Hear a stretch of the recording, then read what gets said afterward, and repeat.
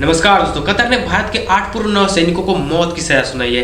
ये 1 साल से कतर के अलग अलग जगहों पर कैद थे। न्यूज एजेंसी पीटीआई की रिपोर्ट के मुताबिक भारत सरकार ने इस पर हैरानी जाहिर की है। उन्हें छुड़ाने के लिए कानूनी रास्ते खोज रहे हैं। विदेश मंत्रालय ने बयान जारी कर कहा है कि हम जजमेंट की डिटेलिंग का इंतजार कर रहे हैं। 1 महीने तक ना तो परिवार की जानकारी थी कि ये किसी जेल में कैद है, न किसी सरकार को बताया गया था कि इन्हें अरेस्ट किया गया है। कतर की intelligence agency state security bureau ने इंडियन नेवी के 8 पूर्व अफसरों को 30 अगस्त 2022 को गिरफ्तार किया था, लेकिन भारतीय दूतावासों को सितंबर के मध्य में पहली बार इस गिरफ्तारी के बारे में बताया जाता है। क्या इसमें कोई कतर की चाल है? ये पाकिस्तान से जरूर जुड़ा मिला हुआ है, क्योंकि इसके कई फोटो सामने आए हैं। 30 सितंबर को इन भारतीयों को अपने परिवार से बात करने के लिए थोड़ी देर टेलीफोन दिया गया ताकि अपने परिवार से बात कर सके।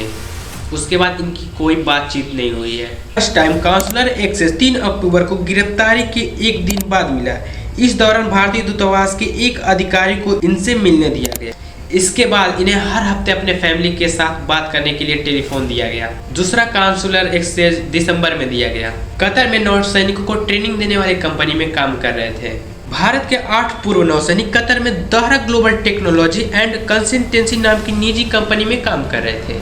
यह कंपनी डिफेंस सर्विस प्रोवाइड करती है। ओमान एयरफोर्स के रिटायर्ड स्क्वाड्रन लीडर कासिम अल अजीम इसके प्रमुख हैं। उन्हें भी भारतीय नागरिकों के साथ गिरफ्तार किया गया था, लेकिन नवंबर में उन्हें छोड़ दिया गया।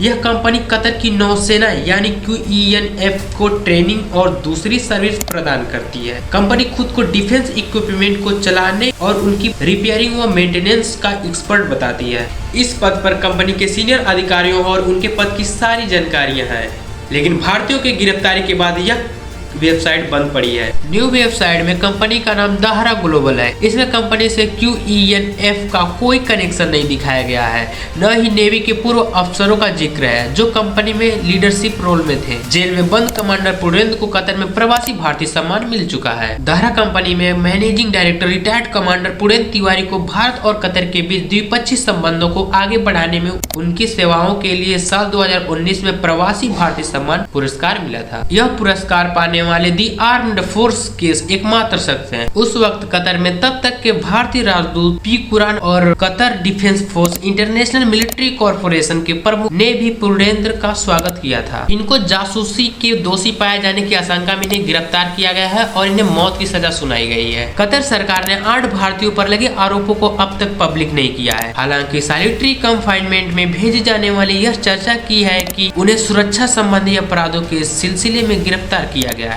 स्थानीय मीडिया रिपोर्ट में दावे किया गया था कि नेवी के पूर्व अधिकारियों इजराइल के उनके देश की जासूसी कर रहे थे। हालांकि इसमें कोई भी तथ्य पेश नहीं किया गया है।